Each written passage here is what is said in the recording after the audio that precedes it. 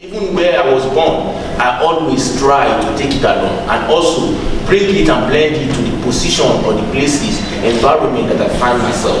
And the performance I did tonight is to ask ourselves. We always complain there is a lot of problem, there is this, there is that. We always look for somebody we are appointed as president or governor or ministers or senate to carry all our problem away. But for me, I always say it's time to work. It's time to forget about those problems, to look for the solution. Isheya means it's time for us to get to work. In any corner that we are, in the street, in the corner of the continent, in the corners of the street of the state, wherever we are, we do our own part. And that part we do, it will extend to another part. And that part, another person will take it and extend. And that is how the country, the whole world, becomes a place better also for all of us to live. So this is what the performance is looking into. Which obviously you are still going to see fantastic performance that Daniel has been putting together for tonight. But Daniel will kind of go a little bit deeper now and kind of explain to us this whole idea of mask or masking. Daniel? Sure. These images are not mine. I'm not going to take credit for them. That's fine. Yeah. So I was doing music in California, and when I was over there, we wanted to hold this sort of ball. We wanted to bring people together to celebrate culture, and we were like, oh well, why don't we do a masquerade ball? But we didn't want to do the sort of Victorian thing where people came with masks on. So we said, well, why don't we paint the masks instead? What we found was just the act of painting oneself was just extremely empowering. And we were in the Bay Area, which is a very diverse place. There are a lot of different types of people in the Bay, but they often tend to stay in their own enclaves. We were working with youth. We were youth workers over there, so we had access to all these different enclaves, and we knew all the kids. And through that, we were able to create an event that had all these different kinds of people together. And what we found was that all these people seemed some distance back in the future to have their own tradition of this type of body decoration.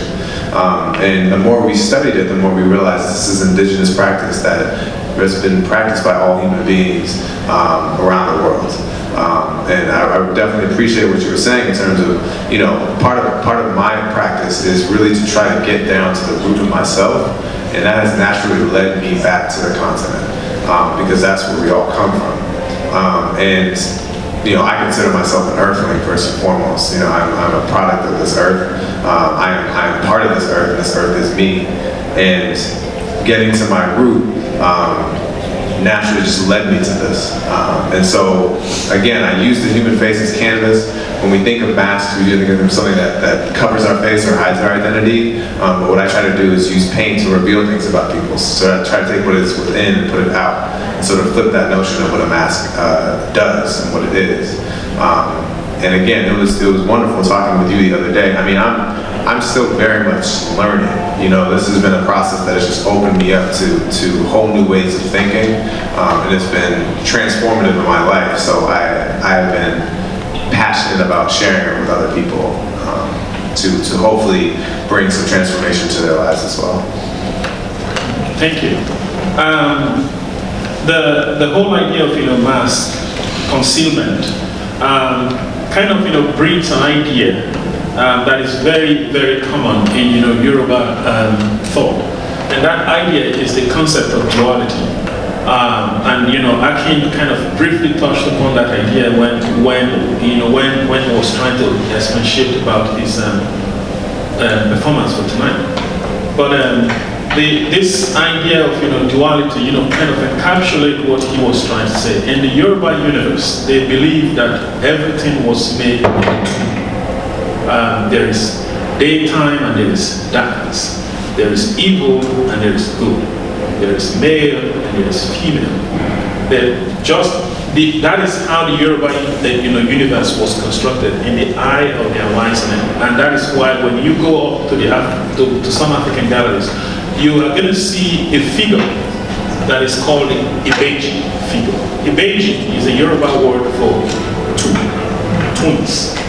That wasn't a mistake. And I feel that, Aki touched a little bit about that in his work.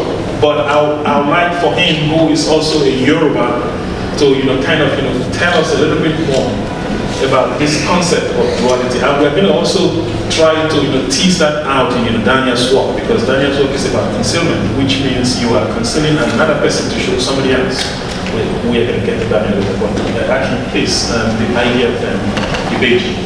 I think when we talk of Ibeji, for me, one of the things that it has come to my reality of working is, even though I was born as a Yoruba person, and I was born in the center of Lagos, and Lagos is a place where it's a mix of every culture, every languages, even not only coming from Nigeria, but from worldwide.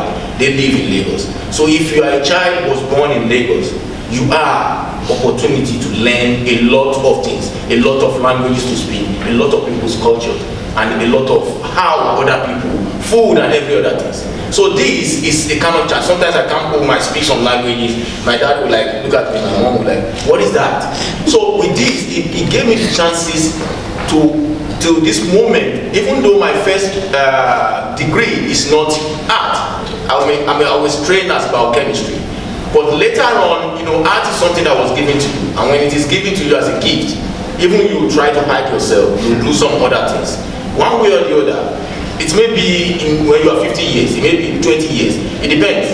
It will come out, and you will definitely find your way back to it. So for me, it comes back, and to this moment when I'm doing a project, it takes a lot of research. It takes me to travel. It takes me to meet people who are really involved one-on-one. And when we talk of Ibeji, recently one of the projects I did, which take me to Brazil, Cuba, take me to Bahamas, Trinidad and Tobago, Cameroon, to Ghana, back to Benin, was to study about masquerade costume and the mask itself. And then this was for me to look at how does people celebrate before the colonization. How does people do the writing, communication, before letter writing started? So it's for it to look at it. When I look at Daniel's work, he do body paintings and any other things like that. So that also is the second ways or second region of how people start communicating.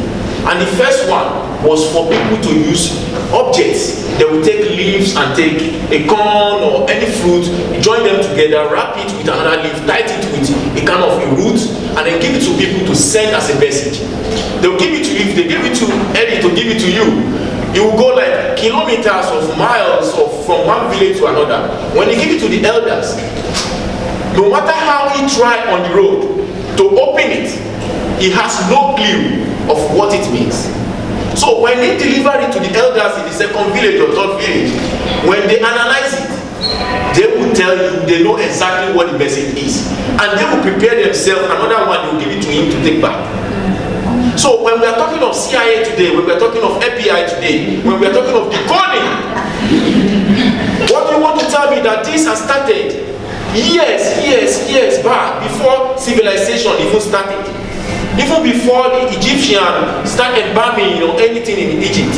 So that also, when we talk of drums that we just listen to now, drum is the third, or musical instrument is the third of communication after body painting. So when we talk of Ibeji before really from Yorubas, it's a serious blessing, uncountable blessing, because they believe that they are also Orisha. And when we talk of Orisha, when you talk in the middle of people sometimes who are Christians or Muslims, I think one of the things is to study, because I have to study. I go to Jerusalem to study, but to study deeply, I go to Greece, I go to be able to study what is really deep into Christianity. Then I went to Saudi Arabia to study really Quran, to be able to know the meaning, because one of the things is this: translation kill the true meaning. When you can't know the meaning of what is it, if I'm going to read it now, I'm going to translate to you exactly how I can be able to explain it to you. But it is a different thing when you know how to read these letters. Then you can really know what it really means. So this This is part of what I come to learn, and this always goes with the project wherever I want to do. And I always very, very important that I don't listen to what people or the news say, or the newspaper say, or BBC tell us. I want to go to the source. Most of the times, I have to risk my life to get this information that I need.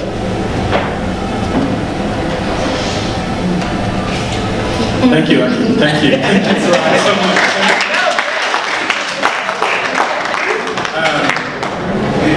Again, in studying the mask in many African cultures, we have come to know that these are embodiment of spirit entities, spirit entities that are invited into the midst of humans to help placate any danger that is potentially coming towards them. And so mask upon mask upon mask has been created and performed in different contexts in Africa. But I was really very excited when I see the face paintings that Daniel is kind of creating. This face painting, his idea is that right from the origins, humankind has created all this idea of concealment, making masks, kind of one things. But something deep inside me made me think that this his exploration of the mask would have maybe made him travel, or kind of look at cultures around the world, and then he has gained inspirations from those. And maybe Daniel can kind of give us a little bit insight into some of the ideas that this is masks, or this is face painting and captions that we really want to kind of feed up. Sure. So I mean, in terms of the research, that's crucial. Yeah, I mean, I started in North America with Native American traditions of body decoration. Across the waters. My mother's side is from Barbados. And so the native tribes there, and then that led me to the coast of Africa. In terms of Nigeria, the masquerade tradition in Nigeria, in terms of the Ethiopian tribes in the Omo Valley, in terms of the Maasai. And all these cultures, I started to, obviously every culture has their own different, unique understanding of how this paint is used, but what I started to see was a lot of overlaps. And the overlaps is these traditions are used when, in moments of great transformation, when people are changing, when people are either going from a child to an adult, or are they getting married, or they're going to war. And so these moments of deep transformation they're sort of engaged by this practice, this practice of changing your own the way you look. And by changing the way you look, it allows you to be able to change who you are. And so it's almost this portal into a new phase of life. And I find that just so powerful. Especially for people of color, people who are marginalized, because we're constantly fed this information about who we are from the outside. In terms of colonization, we were imprinted with this sort of alien understanding of ourselves, and it takes great transformation to get through that. And so this mask work again started as just an idea, but it's really become so much more serious and so much more deep, and still fun, but meaningful, like very deeply meaningful. And I don't take it lightly what's been allowed for me to do, and I feel a very deep sense of duty towards it at this point. And Jessica, in looking at your work, this very very strong presence that you try to create. Were they informed by maybe any thing that you have, maybe any challenges or any situation, anything that you have come across, you know, in your maybe your lifetime or maybe your work or something? Pure emotion. I'm inspired by pure emotion. Whatever I'm feeling at the time, that's how I select my colors. And a lot of times when people first see my art, whether I'm at the market or a festival, they'll begin to cry. It's that deep for them, and I'm like, wow, because it's more than just a pretty picture. That's the bonus of it. But this is me. This is my identity. This is my work. Is me. Is the way, like he was saying, communicating without words. And I'm having conversations for hours and hours without ever opening my mouth. So if you don't mind, how long have you been creating this you know, sort of work, this body of work? Does your body of work kind of, you know, change as you go along? Yeah, it changed. The more I tap into who I am, like Daniel was saying. And I remember having a conversation a few years back, and you can see the growth. You can see me learning a little bit more about me from my past works. And that's just it, just learning more about who I am. And this is who I am. And I'm gonna grow next year and, you know, prayerfully the years after. You're just tapping in. Once I begin to tap in, this is what comes out. I never know how a piece is gonna come out. It organically happens.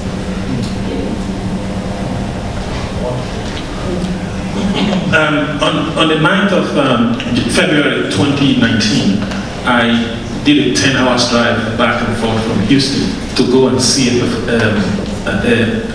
an installation by Akirash. 10 hours. 10 hours? 5 hours one way and 5 hours back. That's love. So I went out there to see an installation by Aki. And that installation is very, very significant because he was installing a Yoruba ancestral mask called a gungun. A gungun is a very serious mask among the Yoruba people. And quite a number of what Akirash tend to perform, just like I said, draw heavily from Yoruba cosmology. But eventually I wasn't able to see the installation. I only saw the snippets of this installation from the glass of the stage where it was displayed, because I got there in the evening, but the show was after. So I wasn't able to see that show. And today, Aki is here. He will give, because very soon when we reinstall our African Art Gallery, we are going to have an Egungun masquerade displayed up there.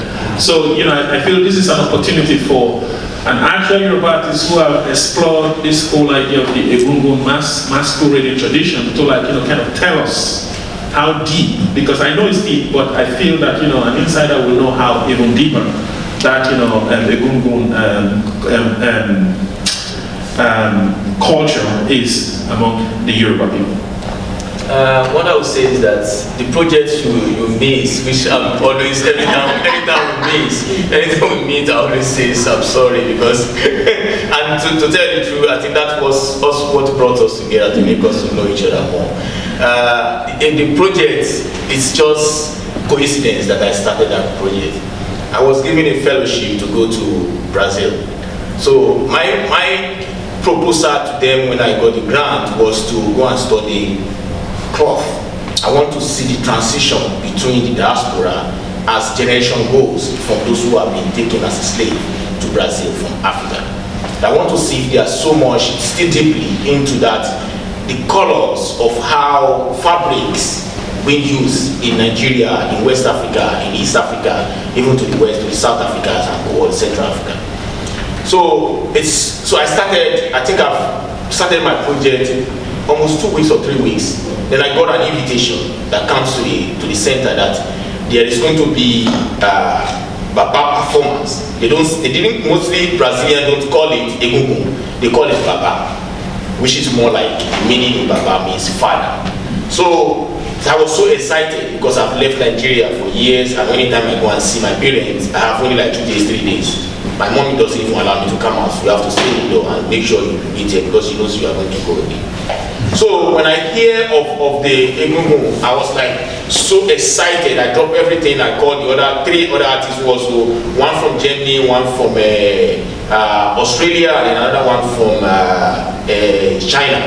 Then I called them, hey, there is something you need to see tonight. This. So I was excited to tell them. To tell you the fact, Egungun when I was a kid, it's like Christmas.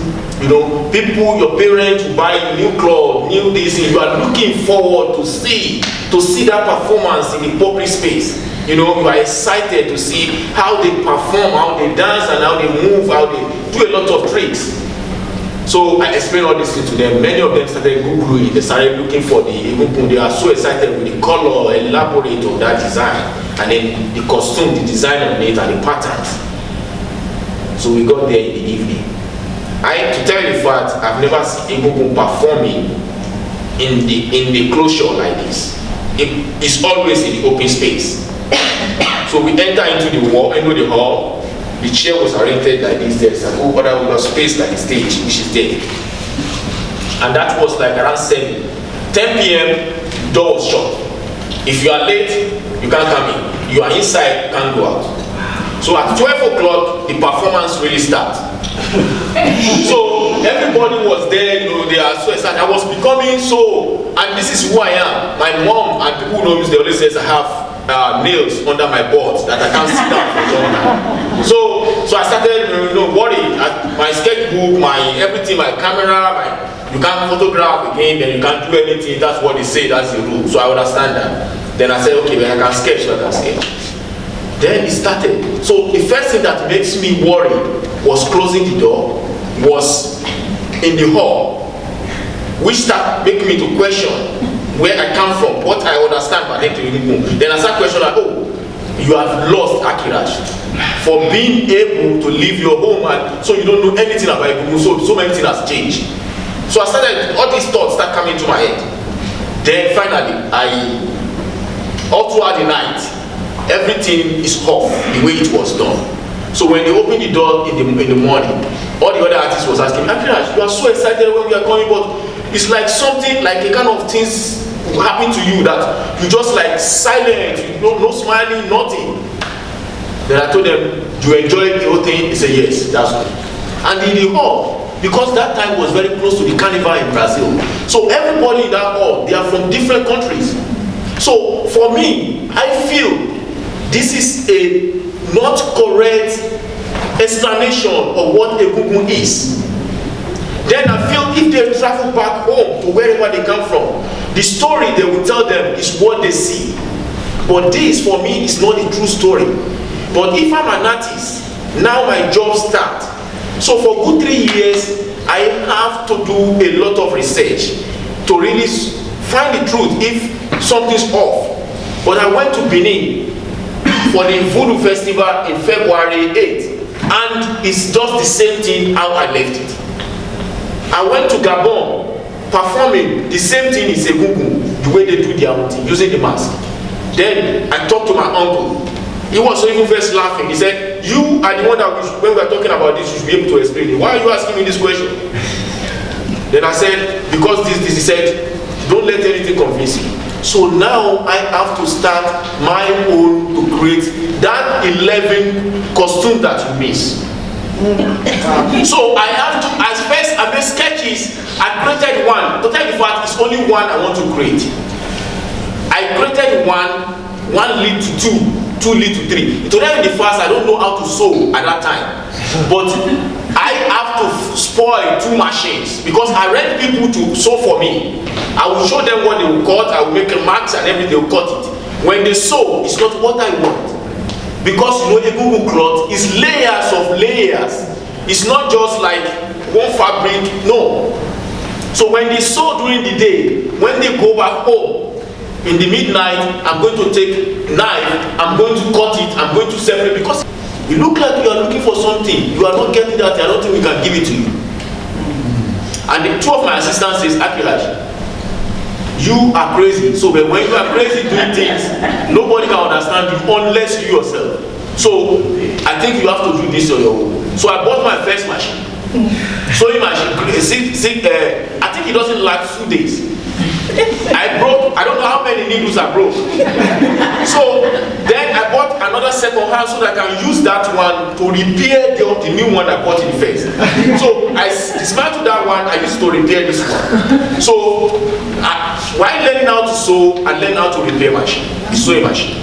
Then now I will, when you are sewing, you're supposed to sew straight and everything neat. I will sew like that. So finally I know how to sew. I saw the first costume.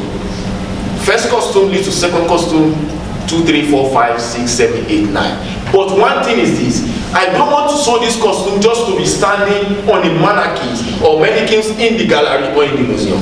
I want it to function just like a Google function. Because the costume is not just only for hanging, but it's to be worn and perform with it, because that's how we tell the story. But during also the research, these costumes have to tell me how they select the colors, how they select the beads, how they select the shapes of the mirror that is on it. What kind of bead goes with one? One of the costumes I will tell you about it, one of them is used for celebrating harvest. When farmers planted fruit for the whole season, when they harvest it, they will take the first fruit, bring to the chief or the king's palace. They will pray for it, they will bring this masquerade out, to come and do what? To come and dance and bless that food. And they will eat out of it before you want to start eating and selling all this fruit. But in the olden days, in the beginning, it is not fabric. It is either dry grasses or wet green grasses.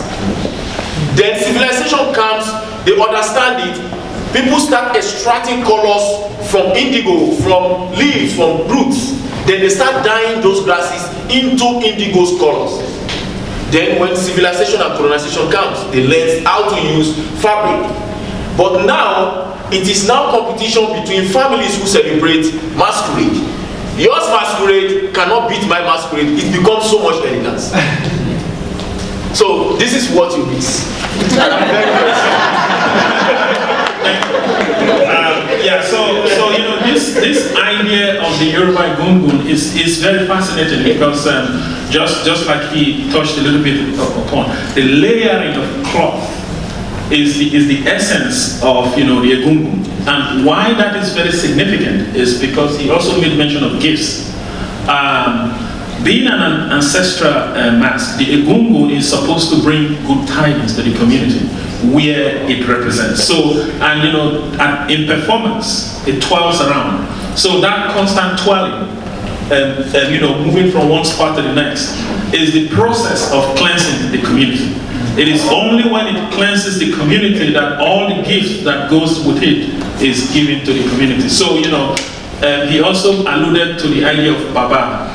Actually, there's a Yoruba word called Baba Tunde. So, you know, in the Yoruba idea, the Gungun mask captures that idea of Baba Tunde, which means the ancestors has come. Yes. So we are going to continue talking about this, but I think at this point we are actually going to you know, kind of round off with you know, maybe one word from each artist, and then we're going to open the floor for everybody to, you know, kind of participate by asking questions and making comments.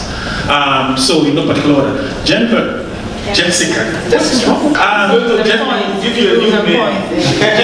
Jessica. Can you, you know, a last word that you have for tonight? It may not be about your creativity. It could also be about that. You know, just say some last word before we go. Say some last word? Yeah. Thank you. I just want to continue to lead by example for my children, so that they can see whatever it is that they love to do. Like, you can do it. Like, y'all can do it. You see mama working, and then I get up I get to get up here and talk about my work, what I love to do. And y'all can do the same thing, what you love. And that's my word, lead by example. Daniel?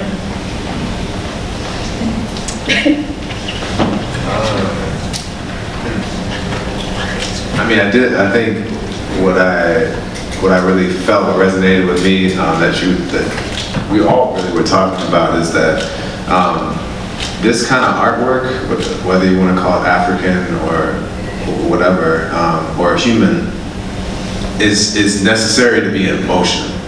It has to be moving. It has to be alive. You know, it doesn't work unless there's a warm-blooded human being involved in the process, and it works even better if there are more. And this art is communal by nature. You know, yeah, I'll just say that it's communal by nature. Well, it's not going to be my last word. I will explain. This will be my beginning of my work in this museum. And one thing is, I will say this, is that I will not be here and I will not be Akirash that the whole world call me if it is not you or you or you or those who have given me one or two opportunities, who has believed in little things that I do, that I can do more, or I can do more, or I will do more. And the same thing I will say is, you come to this museum because you believe in this museum, and you are supporting this museum. There's no amount of contribution or help that you cannot give. It doesn't matter how small it is. It is what will bring us here. It is what will make this museum to be great like any other museums or NOMA or anything. Because this is what you have in your own city, in your own home, in your own place. And nobody will come from anywhere to make it great, but individual of you will do that. Some people have believed in me and have been there for me. And that is why he found me. And that is why I'm in front of you today. And I want you to bring me back here. And I want to come back here so that we can do something which is more, which is going to be bigger than something of like 15 minutes like Jennifer and everybody. And Gabriel gave to me and Eddie gave to me today. So this is what I would say is, please keep supporting this museum. Let it be greater than what it is. And I will always also be here. And I wish I can give more than 100 so that I can